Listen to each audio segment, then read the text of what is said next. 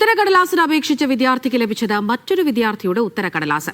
കാലിക്കറ്റ് സർവകലാശാല ബികോം വിദ്യാർത്ഥിക്കാണ് ഉത്തരക്കടലാസ് മാറി ലഭിച്ചത്. സമാന അനുഭവങ്ങൾ പങ്കുവച്ച മറ്റ് വിദ്യാർത്ഥികളും രംഗത്തെത്തി. കൊണ്ടോട്ടി EMEA കോളേജിലെ ബികോം 4ാം സെമസ്റ്റർ വിദ്യാർത്ഥിയായ റിൻഷിദക്കാണ് മറ്റൊരു വിദ്യാർത്ഥിയുടെ ഉത്തരക്കടലാസ് ലഭിച്ചത്. ബാങ്കിംഗ് ആൻഡ് ഇൻഷുറൻസ് എന്ന സബ്ജക്റ്റിന് പ്രതീക്ഷിച്ച റിസൾട്ട് ലഭിക്കാതിരുന്നതോടെ വിദ്യാർത്ഥി പുനർമൂല്യനിർണ്ണയത്തിന് അപേക്ഷിച്ചു. എനിക്ക് പി വന്നേ, അപ്പം പി ഒരിക്കലും എക്സ്പെക്ട് ചെയ്യില്ല. അത്യാവശ്യം എഴുതിയൊരു സബ്ജക്റ്റുമാണ്, അപ്പോൾ പി കിട്ടില്ലല്ലോ. അങ്ങനെ റിവാലുവേഷന് കൊടുത്തേ. റിവാലുവേഷൻ റിസൾട്ട് വന്നപ്പോഴും നോ ചേഞ്ച് ആയിട്ട് വന്നേ. അപ്പോൾ അതിന് എനിക്ക് സംശയം തോന്നിയിട്ടാണ് റിവാലുവേഷൻ സെക്ഷനിൽ പോയിനെ. അപ്പോൾ എനിക്ക് കാണിച്ചു തന്നു ഇതിൻ്റെ പേപ്പർ, അത് എൻ്റെ ഹാൻഡ് റൈറ്റിംഗ് അല്ല.